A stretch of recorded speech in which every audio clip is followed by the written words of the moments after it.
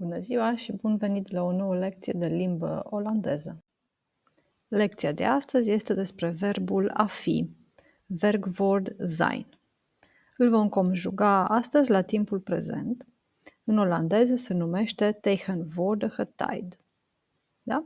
Pentru persoana întâi singular zicem ik ben, adică eu sunt, ik ben. De exemplu, ik ben Julia. Eu sunt Iulia. Persoana a doua, jij bent. Tu ești. Jij bent. Dacă vrem să fim foarte politicoși și să folosim dumneavoastră, atunci vom spune u bent. Dumneavoastră sunteți. U bent.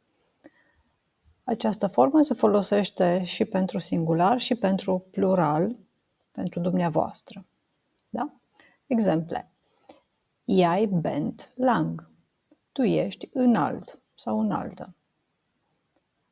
U bent de eerste. Dumneavoastră sunteți primul sau prima. Continuăm cu persoana a treia. Hij is. El este. Zij sau ze is. Ea este. Și mai avem încă o formă. Het is. El sau ea. Această formă se folosește pentru obiecte sau generalități sau că nu este un subiect foarte clar. De exemplu, hij is thuis. El este acasă. Zij is op school. Ea este la școală. Het is niet waar.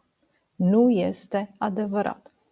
Vedeți aici forma het, ea ar însemna un fel de acest sau aceasta.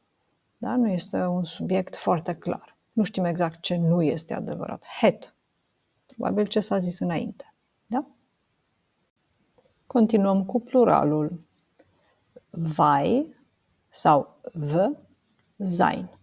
Adică noi suntem. Wij zijn sau we zijn. Wij zijn thuis. Noi suntem acasă. Jullie zijn. Înseamnă voi sunteți. Jullie zijn op de berg. Voi sunteți pe munte. Iar acum persoana a treia plural, zij zijn. Sau putem spune și ze zijn. Ei sau ele sunt. Aici nu se mai face diferența între masculin și feminin. Exemplu, ze zijn op school. Ei sau ele sunt la școală. Sper că v-a plăcut această lecție. Nu uitați să dați un like, subscribe, spuneți-mi ce ați dori să mai auziți, ce fel de lecții doriți să învățați. La revedere!